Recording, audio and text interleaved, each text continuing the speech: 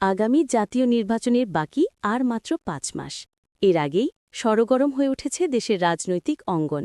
বিশেষ করে জুলাই গণ অভ্যুত্থানের পক্ষে থাকা দলগুলোর মধ্যে এখন দৃশ্যমান হচ্ছে নতুন কর্মতৎপরতা। আজ থেকে জামায়াতে ইসলামী সহ ৭টি রাজনৈতিক দল অভিন্ন কর্মসূচি পালন করতে যাচ্ছে। এ নিয়ে রাজনৈতিক মহলে চলছে নানা আলোচনা। প্রশ্ন উঠছে, তবে কি দেশের রাজনীতি নতুন মেরুকরণের পথে?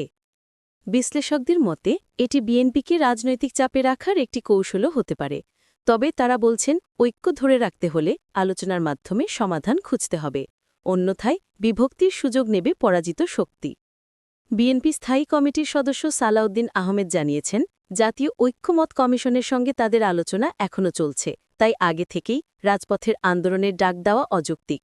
অন্যদিকে জামায়াতের সহকারী সেক্রেটারি জেনারেল মাওলানা আব্দুল হালিম বলেন, অভিন্ন কর্মসূচি জনমতকে আরও মজবুত করবে এবং কমিশনের সিদ্ধান্তের ক্ষেত্রেও সহায়ক হবে।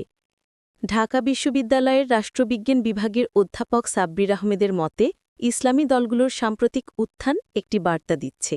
তারা বিএনপি সহ বড় দলগুলোকে রাজনৈতিকভাবে চ্যালেঞ্জ জানাতে চায়। সব মিলিয়ে নির্বাচনকে সামনে রেখে রাজনৈতিক অঙ্গন এখন উত্তপ্ত।